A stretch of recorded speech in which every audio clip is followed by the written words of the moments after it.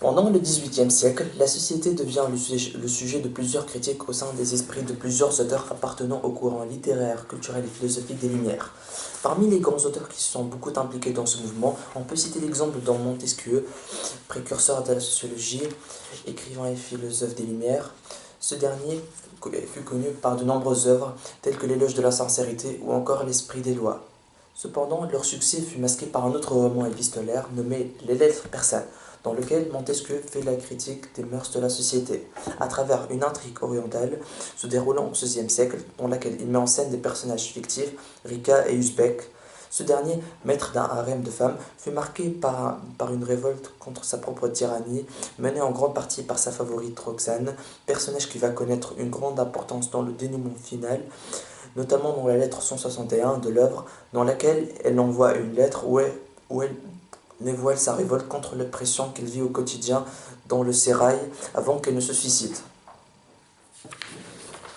Oui, je t'ai trompé, j'ai séduit tes eunuques, je me suis joué de ta jalousie, et j'ai su de ton affreux sérail faire un lieu de délices et de plaisir. Je vais mourir, le poison va couler dans mes veines, car que ferais-je ici, puisque le seul homme qui me retenait n'est plus? Je meurs, mon ombre s'envole bien accompagnée. Je viens d'envoyer devant moi ces gardiens sacrilèges qui ont répandu le plus beau son du monde. Comment as-tu pensé que je fusse assez crédule pour m'imaginer que je fusse dans le monde que pour adorer tes caprices? Que pendant que tu te permets tout, tu eusses le droit d'affliger tous mes désirs? Non, j'ai pu vivre dans la servitude, mais j'ai toujours été libre. J'ai réformé tes lois sur celles de la nature, et mon esprit s'est toujours tenu dans l'indépendance. Tu devrais me rendre grâce encore du sacrifice que je t'ai fait, de ce que je me suis abaissé jusqu'à te paraître fidèle, de ce que j'ai lâchement gardé dans mon cœur ce que j'aurais dû faire paraître à toute la terre. Enfin, de ce que j'ai profané la vertu en souffrant qu'on appelait de ce nom ma soumission à tes fantaisies. Tu étais étonné de ne point trouver en moi les transports de l'amour. Si tu m'avais bien connu, tu y aurais trouvé toute la violence de la haine. Mais tu as eu longtemps l'avantage de croire qu'un cœur comme le mien t'était soumis. Nous étions tous deux heureux, tu me croyais trompé, et je te trompais. Ce langage sans doute te paraît nouveau. Serait-il possible qu'après t'avoir accablé de douleur, je te forçasse encore d'admirer mon courage? Mais sans effet, le poison me consume, ma force m'abandonne, la plume me tombe des mains. Je sens affaiblir jusqu'à ma haine, je me meurs. On peut donc se demander dans quelle mesure cette lettre qui clôture l'intrigue orientale permet-elle à Montesquieu d'approfondir sa réflexion sur la liberté en se faisant l'avocat de la condition féminine de son époque. On peut donc séparer cette lettre du début de la lettre jusqu'à tous mes désirs, une héroïne tragique, puis de non, j'ai pu vivre dans la servitude, jusqu'à la fin, l'avocat de la condition féminine. Suite à cette première lecture de la lettre, il est évident de comprendre que Montesquieu tente de mettre en valeur l'aveu de Roxane, à travers notamment la présence d'affirmations oui, qui permet de donner l'impression que Roxane répond à une question préalablement posée, ce qui suscite immédiatement l'attention du lecteur.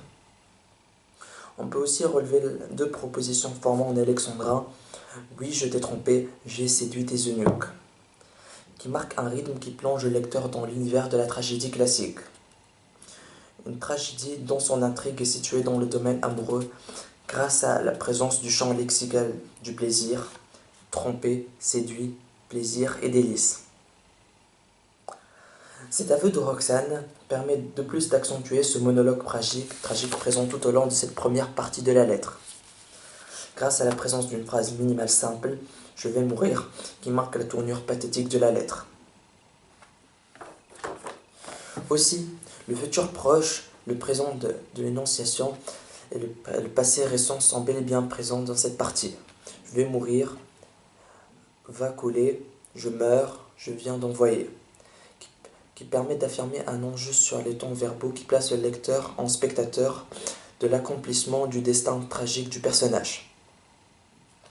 De plus, on peut aussi relever la présence d'un euphémisme, le seul homme qui me retenait n'est plus. On peut ici comprendre que la mort de l'homme aimé est évoquée selon les codes de la bienséance de la tragédie classique. Une tragédie qui contient aussi le champ lexical de la liberté et de la servitude. Affligé, servitude, libre et indépendance. On peut ici comprendre que Montesquieu tente encore une fois d'affirmer les enjeux de la lettre qui sont l'indépendance de la femme et sa révolte contre ses conditions d'esclavage. Suite à l'émancipation de Roxane, on peut comprendre que la deuxième partie de la lettre sera en très grande partie consacrée à son opposition face à la tyrannie de Usbek. Une révolte qu'on peut démontrer grâce à la présence d'un adverbe de négation non, qui permet de marquer la violence de l'opposition de Roxane face au régime matrimonial qui prive les femmes de leur liberté. Un refus accompagné aussi par la présence d'une conjonction de coordination de position mais. De plus, on peut relever le champ lexical de l'apparence, paraître, garder dans mon cœur et faire paraître, montrant au lecteur la contrainte où se trouvent les femmes de devoir cacher leur caractère, leurs pensées, leurs sentiments, leurs pensées, etc. Aussi, on peut relever une antithèse. J'ai pu vivre dans la servitude, mais j'ai toujours été libre. Un relevé d'une extrême importance, puisqu'il nous montre qu'en réalité, la vie de Roxane n'est qu'un théâtre où la femme doit jouer le rôle de la soumise et doit cacher sa nature libre et révoltée. Cette révolte imposante de Roxane permet d'inverser les rapports de force entre elle et Usbek. Un chamboulement de force qu'on peut ressentir à travers les pronoms personnels et compléments d'objets. On peut citer l'exemple du relevé je te trompais, où le tu de Usbek en position de sujet est remplacé par le pronom de en position d'objet, affirmant définitivement cette inversion de force entre ces deux personnages. On peut comprendre qu'un jeu de pronoms se met en place dans cette dernière partie de la lettre, symbolisant la libération de la femme et le début de la prise de pouvoir. Ainsi, à travers la voix de Roxane, Montesquieu se fait avocat de la condition féminine de son époque, souhaitant reculer ou mettre fin définitivement au mariage d'intérêt ou de raison au profit des mariages issus de l'unique volonté.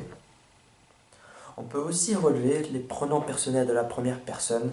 Le poison me consume, ma force m'abandonne, la plume me tombe des mains, je sens affaiblir jusqu'à ma haine, je me meurs.